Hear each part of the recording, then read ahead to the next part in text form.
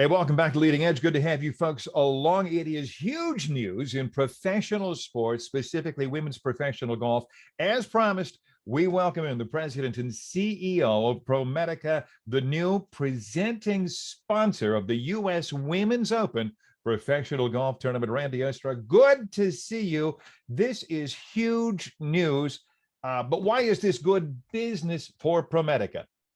Yeah, good to be with you, Jerry. So, it's been a couple interesting weeks, and leading up to the announcement. This started with the Drive On Championship, and we had started to have discussions when they were here at Inverness, and it was the first live women's event, golf event. And what was interesting, we got into a whole variety of discussions with their leadership about the social determinants of health. And fast forward, they wanted to be part of it. And so, interesting enough, the people we talked to from the LPGA moved on to the USGA.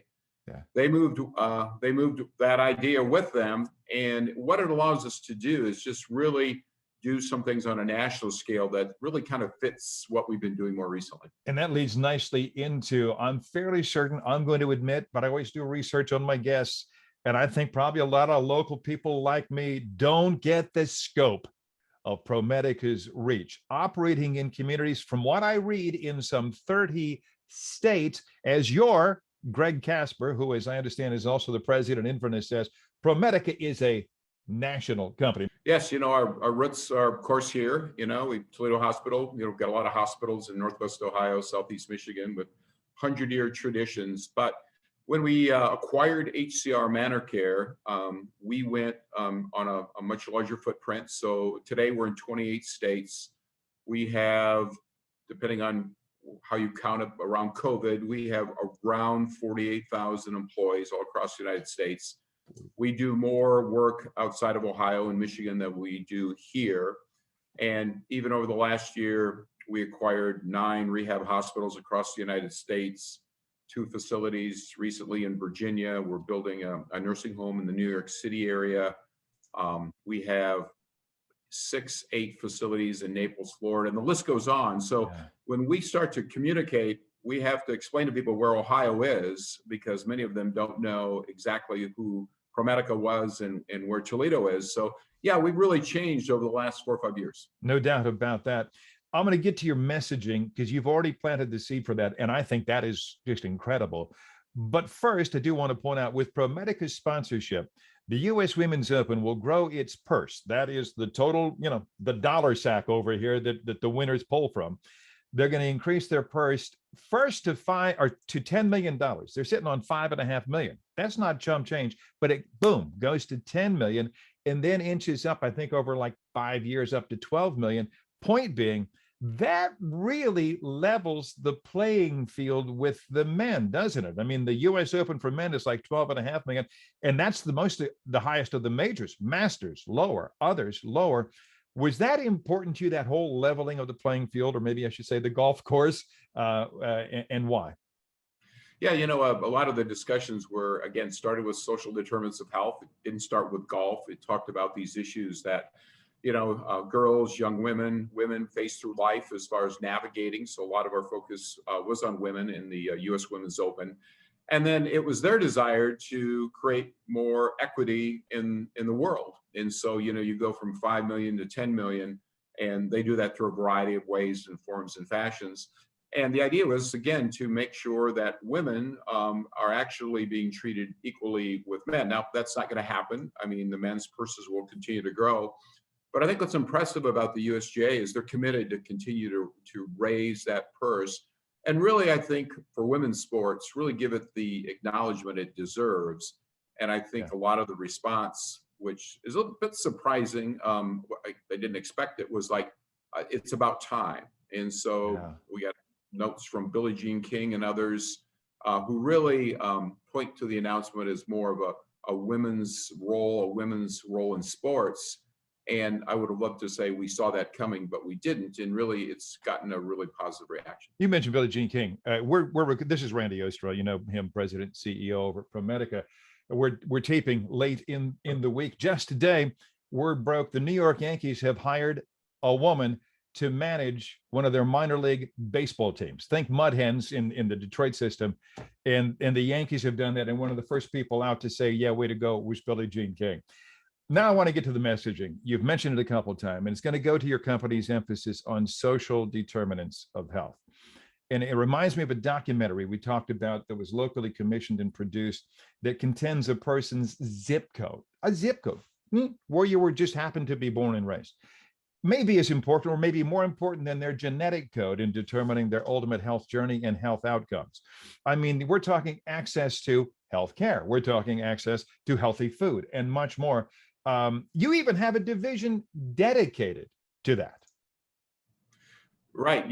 This started about a dozen years ago. We actually invested in some training around obesity, and we hired trainers. We put them into a lot of the schools and clubs in Toledo. And after a few months, there was a request for a meeting, and we expected to hear about all the good things that we were doing, teaching kids how to eat healthy. And the response was, these kids are hungry. And what's really fascinating, there's a link between hunger and obesity because, again, just how people, what they can afford to eat and not eat. Right. And so what we started with was looking at food insecurity and hunger as a health issue, talked to all sorts of hunger organizations. They all said they had never talked to a healthcare organization before. So we started screening for food insecurity. And then the CDC really defines the social determinants of health are the things that mark, the conditions that mark where you were born, where you live, where you play, where you learn, where you age. And it's those factors of the social determinants. 40% of your life is based on these social determinants. Wow. 10% is related to your physical environment. About 30% is related to the health behaviors and also genetics. And only 20% of your health is really related to healthcare, except in the United States, we spend $4 trillion and 18% of the GDP on that, and we largely ignore the other 80%. Wow. I'm going to go ahead and ask this one because somebody out there watching the show, they say, Jerry, we like when you ask questions that we'd like to ask.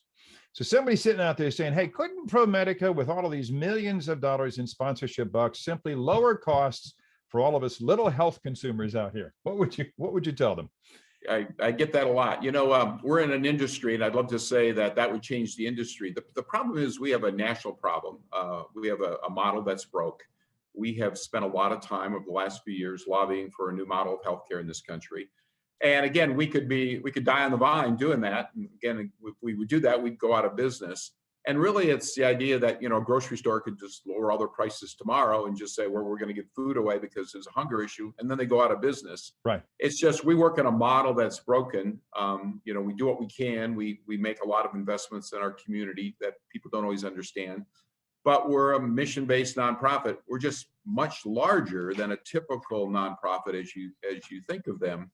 But whether it's the Cleveland Clinic or Mayo Clinic or very large organizations, what's evolved out of America is we just have these huge healthcare organizations, and one hopes that they're working on these sort of issues, why we need to change our model in the United States. U.S. Golf Association awarded the 2027 U.S. Women's Open to Toledo's Inverness Club, most recently the site of wildly successful the Solheim Cup. I'm guessing, I don't want to assume anything, I'll learn that in broadcasting, but real quickly, these were linked, right? They weren't. Really? They were in the same discussion. Inverness stands on its own. Sure. I think the Drive-On Championship, the redesign they did of Inverness, the work that got done with the Boys and Girls Club in the first tee, it all builds your resume. And then the Solheim Cup, which people tell you is the best Solheim Cup ever held, if the Europeans were here, it smashed all records. Toledo showed well, everything from, all the great work that a lot of people did. And then again, you just get to that point and you're like, well, if you can do Solheim Cup and then people walking off, the course after Solheim going like, this is a major venue. Yeah. And so those discussions were underway with the Inverness Club. And I think our just coming aboard, the amateur, and just how do we continue to partner together? I think what's happened here between Inverness and Toledo, we have raised our stature. with golf. I want to thank Randy Oostra, President and CEO, Promedica, for stopping by and to share the exciting announcement and really what went into it, where we're going with it, and the changes it can make as we work to improve the healthcare and the lives of everybody out there. Best to you in the new year, my friend. Great. Good to see you, Jerry. Thank you. Take care, Randy. And I'll be right back.